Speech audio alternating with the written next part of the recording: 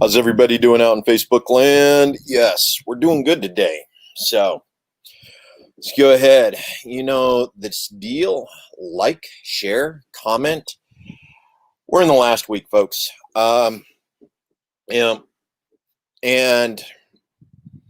everything considered, we've done an amazing job. COVID, financial stress all across, we got the information out. We talked to people, we made things happen. These conversations that I've had with you guys via these Ask Me Anything, going live on, all of these different platforms, they've helped exchange information, get ideas out, get people thinking about a number of different processes. Now, one of the things I want to go ahead and talk about today, reason why it's come up a couple of times, and this goes back to the whole white supremacy issue. Do we condemn white supremacy? Do we condemn hate groups? What is it? And a lot of it has to do with confusion. Okay, because a number of organizations have come out and said, organizations like the Patriot Prayer and the Proud Boys are white nationalists. They're white pride, they're white supremacy. Well, they're not. And we actually need to go ahead and discuss that issue. So,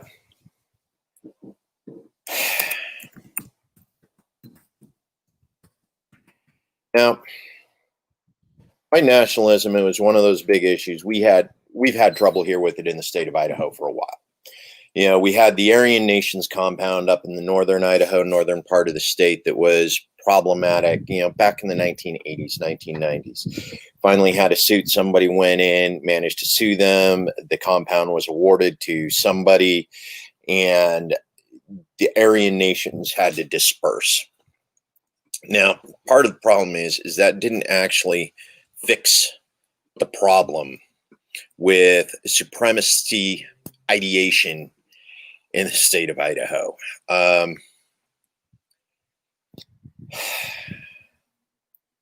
So how to go about talking about this? Reason why is because there is a new kind of hate that's showing up. And I understand a lot of the reason for it, because there's a lot of fear going on right now. And anytime there is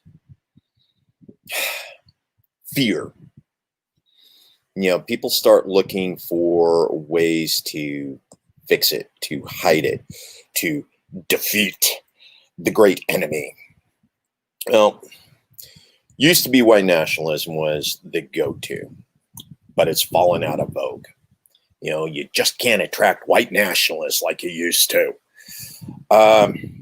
So you end up with groups like the Patriot Prayer. And this is where we transition from the fact that white nationalism is pretty hard to actually get a large enough, dangerous enough group any longer to join under that particular banner. So what we end up with now is this: Christian nationalism in the United States. And John Adams, one of our founding fathers, literally said, under no circumstances whatsoever was the United States founded as a Christian nation. Boom. Founding fathers. Thomas Jefferson was a deist. He didn't follow any of the religious platforms. God was an absent God. He was an absent father. He produced the earth and produced the men on the earth and said, go forth and multiply, and then friggin' vanished, disappeared. We had a few. George Washington supposedly was a man of faith. Some of the others, but in general, most of our founding fathers were not committed to Christian ideation. They weren't.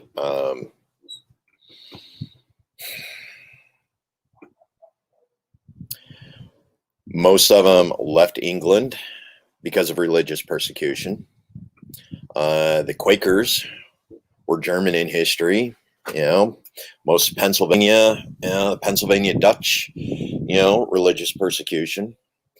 You had a number of different Christian religions that came over, but again, you were looking at a variety.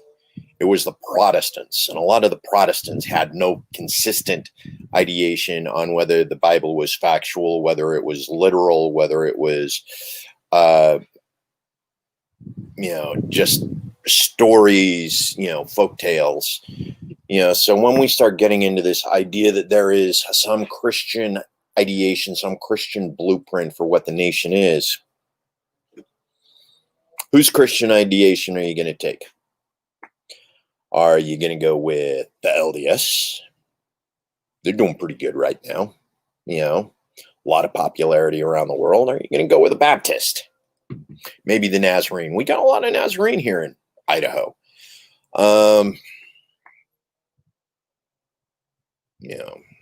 Catholic. So the thing is there are an awful lot of Christian blueprints for this Christian nationalism, Christian supremacy. But part of the problem is most of those that actually follow some sort of nationalism, some sort of ideation, some sort of our Western culture has guaranteed us some sort of, manifest destiny and supremacy, and as a result, we are therefore yada, yada, yada, yada, Which one are you going to go with? Are you going to go with a Unitarian? Well, if you're a Christian nationalist, you're probably not going to go Unitarian. Reason why is because a lot of the Christian nationalisms are falling back on the Old Testament rather than the New Testament. You spend an awful lot of time with Christians. Most of them say, well, we followed the teachings of Jesus Christ. Jesus Christ was all New Testament, folks. He actually decried an awful lot of the stuff that went into the Old Testament. So if you're Christian, it's New Testament. So why are people getting all wrapped up in these eye for an eye things from the Old Testament with their whole nationalism and their Bordertarian,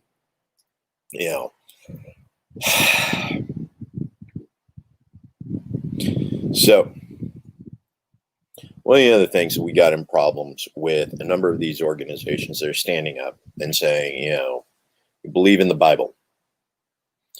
Some of them to the point where they actually believe the Bible takes precedence over the Constitution of the United States. That is not, under any circumstances, the way the nation was founded. We deliberately and intentionally created a barrier between the state and the church for reasons. Lots and lots of very good reasons. So we start getting into the nativism. Back in the 1930s,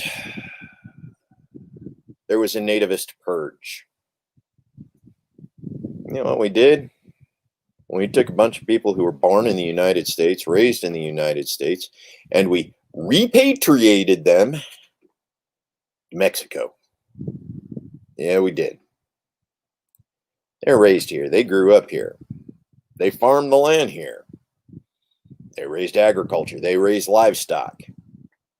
1930s came along and a bunch of white folks decided to repatriate these indigenous people to Mexico. Okay. So that's a lot of what we got going on right now. We got nativism.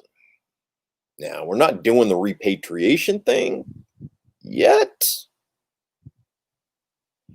but we're building a wall. The xenophobia is on the rise. If you weren't born in America, go home.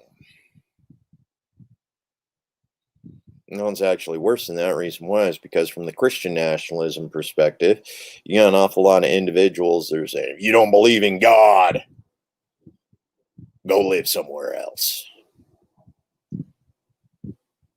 Yeah. It's not cool, folks. It's not cool.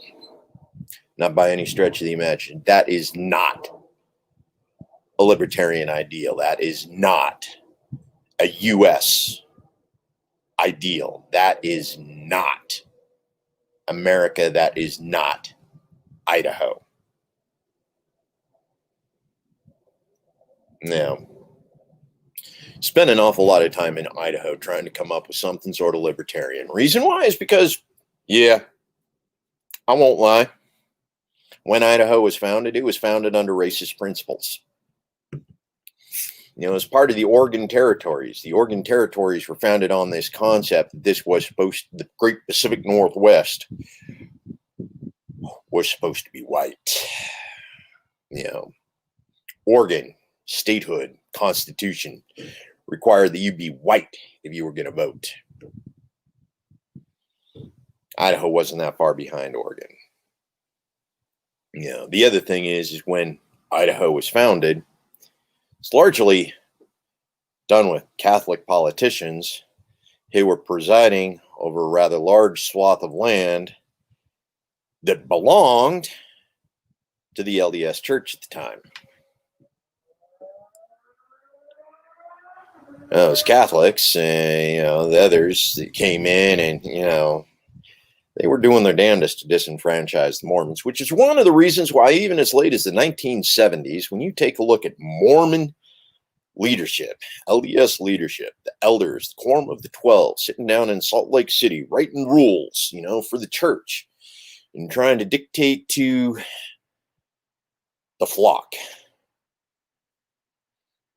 The LDS don't call them the flock, but you know what I'm talking about.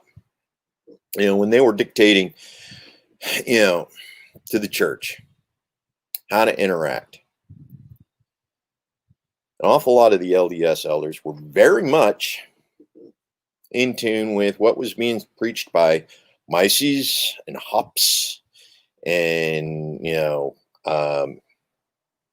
several of the others, back in the day. Reason why is because they understood what it was to be religiously disenfranchised by the government for reasons.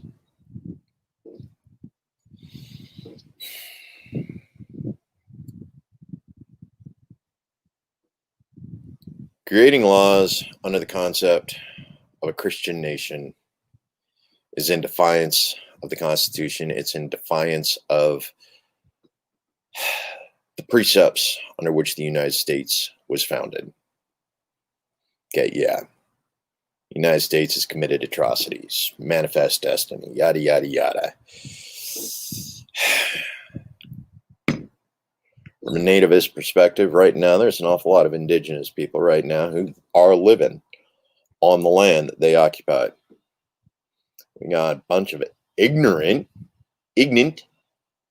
got some ignorant white people somehow forgot that there were people here before their great-great-great-great-grandparents came along.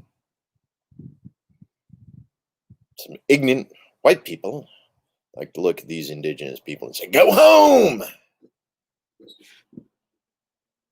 Dude, they're home already. You displaced them. They got nowhere else to go. They're home. Deal with it. It's one of those problems we have right now. We got an awful lot of ignorance going on across the United States. An awful lot of people who don't want to remember history. Because history doesn't agree with what they want to believe.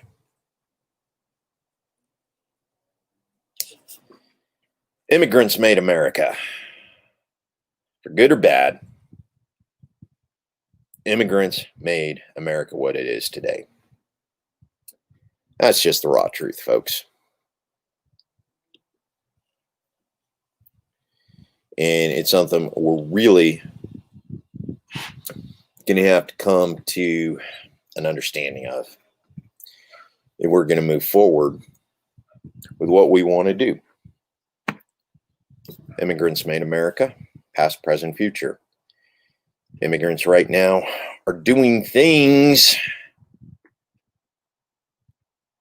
Native Americans refuse to do. They are. You can't deny it. Right now, there's a Mexican immigrant on a farm doing something your white kid won't touch. Your black kid won't touch. Your Asian kid won't touch. Oh, for that matter, there's immigrants doing stuff that, their cousin won't touch. Whether they're immigrants from Mexico, whether they're immigrants part of the refugee program, settlement, these people are value added to the U.S. economy. They always will be value added to the U.S. economy because they're willing to do jobs we won't do for wages we won't work for. These people deserve our respect because in a lot of cases, 350 million Americans wouldn't be eating without their help. Remember, folks, you may need a lawyer only 3 times in your life. You may need a doctor maybe 3 times in a year. You may need a mechanic 3 times in a year. You need an agricultural worker 3 times a day.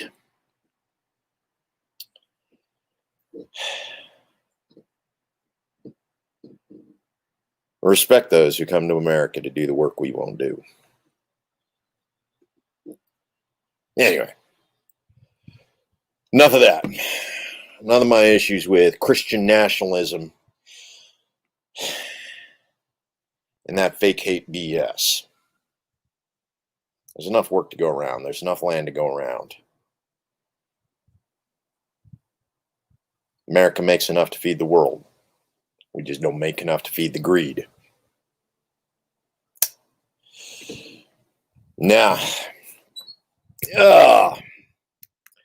so what else we got? Who's paying attention out there? Somebody was. Got anything else we want to talk about? Okay, so my daughter sent me a question today. What is to prevent a libertarian society from devolving into feudalism?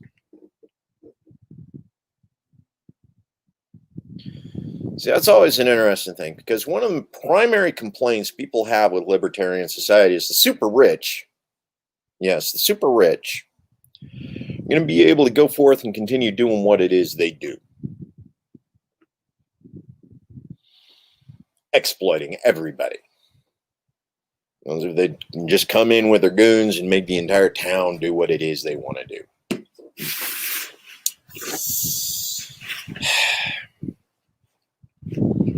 Previous ages, that was probably true. Information moves too fast these days. It's one of those things I like to refer to as open source liberty. The reason why is because we can create small communities. We can create... I know there's some libertarians out there that are absolutely going to cringe at the thought of this. But the ANCAP commune. Right? We can create the communes. Doesn't matter what kind it is. As long as everybody in the community agrees and voluntarily accepts the principles in which the community is founded on. As much as I hate hops, yes, hops.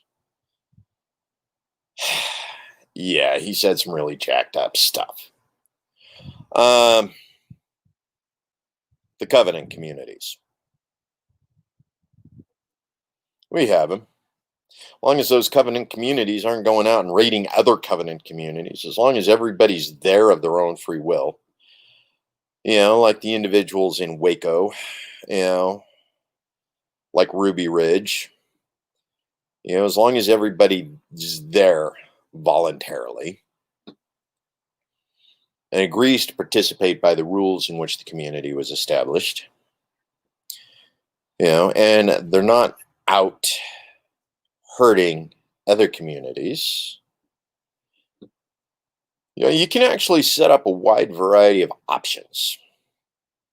Those communities with ideas and concepts that actually support each other quickly attract more people to them. If they provide the things that people want. Like Boise. Boise provides parks. Boise provides a nice river scenic view to go running by. Boise provides foothills. Boise is within an hour of whitewater rafting or going out into the desert and watching the birds of prey, or even going out to a community farm. Boise has all those things. People are moving to Boise because Boise has all those things. Now, is Boise the ideal of a libertarian community? No, not by any stretch of the imagination, but it's still attracting people. Now, there's a lot of things Boise could do better if the federal government wasn't telling it how to do things. If the Idaho state legislature wasn't telling it how to do things.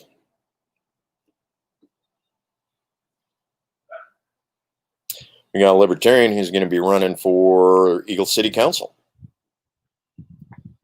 We've had libertarians on the Caldwell City Council. It's been a couple days. There are a number of mayors all across the United States, libertarian, that are making things happen in cities, making them sanctuaries against state legislation and against federal legislation. The community's taking their power back because of libertarian mayors and libertarian city councils. Yes, it can happen. Absolutely, 100%. Once that happens, some of those attract people. And in some of them, they don't. Freedom Project, New Hampshire. Who remembers that? One neighbor decided to feed the bears. Not sure how well that worked out for him. Yeah. That is what it is.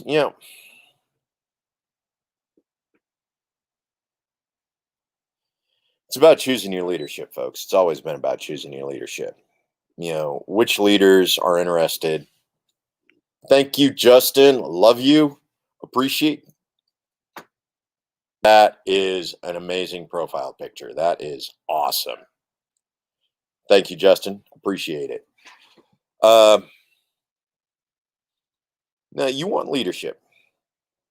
You actually have to have leadership that believes in minimizing government interference in your life. In order to do that, you need to start electing people. That's one of those things that always sucks. When you want to be a libertarian, it's like, I don't want to make other people's decisions for them. I don't want to run for office. Fortunately, we're sort of at that point right now where we actually have to run for office out of self-defense. We do. Republicans and Democrats over the last 244 years, okay, so it's 180 because the Republicans have only been around since the Civil War. They've done nothing but more rules and more rules and more rules. Ever since the Civil War, more federal agencies, more federal agencies, more federal agencies. You actually need to elect leadership who wants to get government out of your hair. And that's how you prevent a libertarian society from being reduced to feudalism. Pick the right leadership, folks. Get the people in who believe in freedom, who believe in minimum government, who believe in making sure you have the maximum opportunity to make all of the best and worst decisions for yourself. You know, else if we got a nice education program in the background, right? Idaho's actually got a mandatory constitutional requirement to provide public education for the state of Idaho. Something they've persistently failed at for the past 40 years.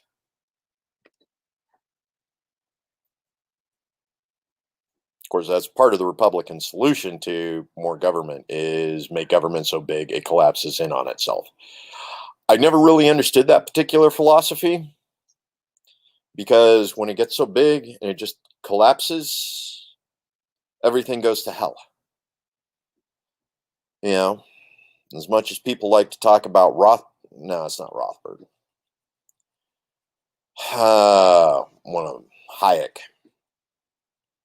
and the other guy. You know, like to call them commies because they didn't believe in immediate conversion to the libertarian idea. Dude, we have 350 million Americans right now who've become so accustomed to the welfare state and the Central Planning Committee and the police state and so many Christians out there that saying if it wasn't for the good book, I'd be murdering and raping all the time.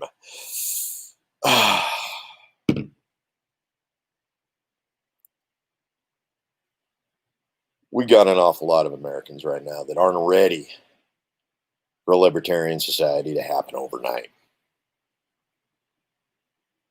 It's another problem with being a libertarian. I need to teach other people to be free. Any ideas out there? What do you do to teach people how to be free? Step out of the box. Become their own man.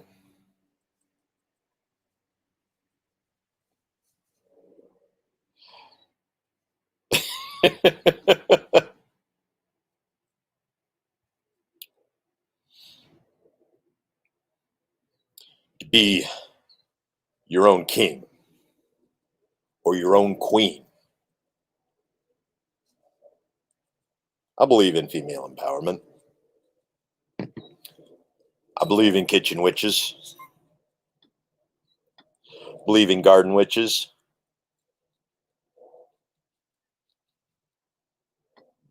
I believe in the power of women. I do. Matter of fact, I love me some powerful women. Got a lot of great women in my life right now. It's the thing, right? Show them the facts. Teach them how to be free on their own terms. What do we got here, Todd? 22 trillion, 50 trillion in military equipment, public lands. Understanding this, folks, they can come straight out and call names. Yeah, why the cash? As the building of an army. Several armies takes lots of money, time, materials, security forces around the world. Read all this is in legislation the past few years. Being set up, sold out, and they will come and murder us for the children. Oh, Todd.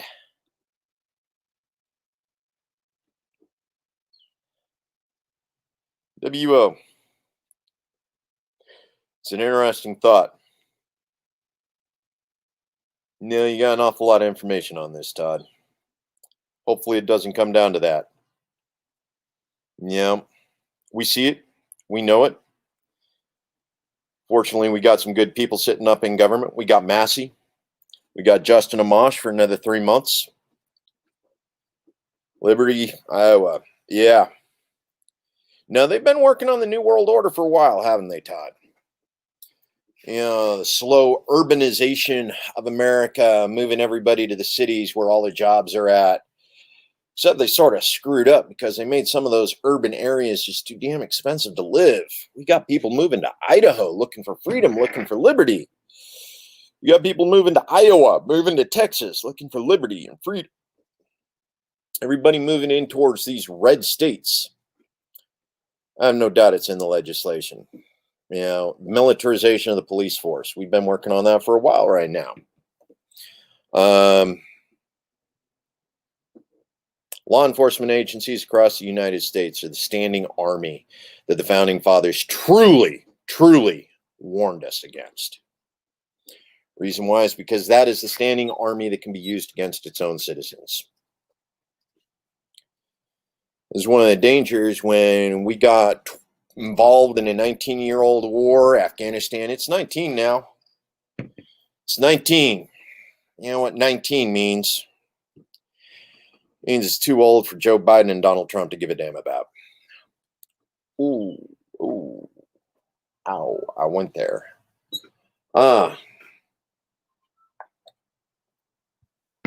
Yeah. So, it's 30 minutes, folks. Thanks for showing up, Todd. Appreciate that. But yeah, there is a lot of truth in that. A lot of danger associated with what's going on with a number of those things, regardless of how much you believe in certain conspiracies or not. There is a significant amount of truth in the way that we've militarized law enforcement across the United States. We've created a situation where we have a standing army ready to be deployed against U.S. citizens in a heartbeat. If you don't understand that, all you need to do is look at Milwaukee, look at Portland, look at Seattle, look at New York. They've been practicing, they've been building up. Philadelphia, Philly right now.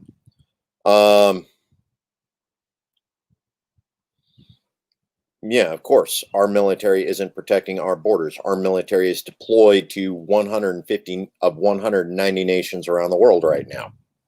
They are not protecting our borders. They are out conquering other lands. The rocket's red glare, the bombs bursting in air, gave proof through the night that our flag was still there, waving over 150 other nations around the world. While here in the United States, we have people waving "Defend the Blue." Okay, get me wrong, we got good police officers out there. We got bad police officers. We got good agencies. We got bad agencies. We got good law enforcement organizations. We got good sheriffs. We got bad sheriffs all across the country. Can you count on your sheriff?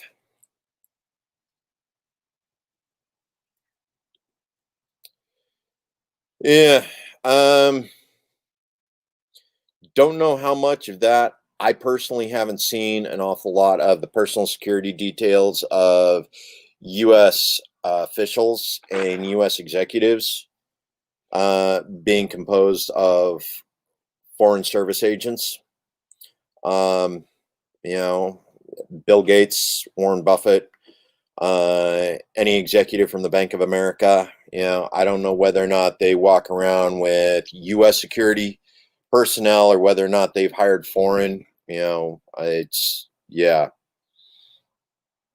don't get to see an awful lot of that down here at our, lower level Stewie Todd. Oh, yeah. Blackwater. Eric Prince. Him and his mercs being called back to the States to augment law enforcement agencies all across the United States. He remembers those retired Navy SEALs that like to talk an awful lot of shit about, all the kills they racked up here in the United States.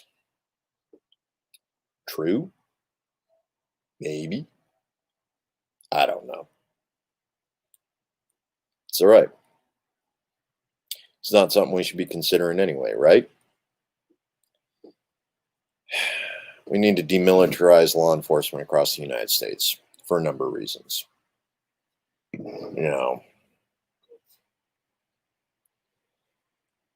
Why they even think it'll work, I don't know. How many veterans of Afghanistan and Iraq do we have in the United States right now? Dude, those veterans know the weakness of every vehicle the military-industrial complex sold to law enforcement agencies across the United States.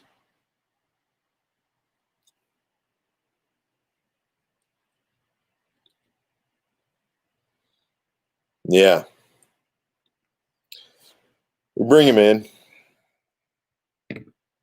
Yeah, that goes back to the foreign nationals that actually come in and participate in the United States military. Our dreamers came in, service for citizenship. We Americanized those guys, though. We Americanized them. They love life, liberty, and the pursuit of happiness after we get done with them. Spend 4 years in waiting, citizenship for service. U.S. Army service members. We teach them about life, liberty, and the pursuit of happiness. They're not the ones that are going to turn on us. Right, Todd?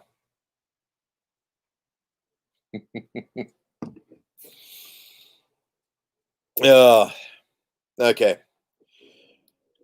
Been great talking to you, Todd. I really do got to go. It's running 37 minutes into things. This is usually only a 30-minute on my Tuesday evenings.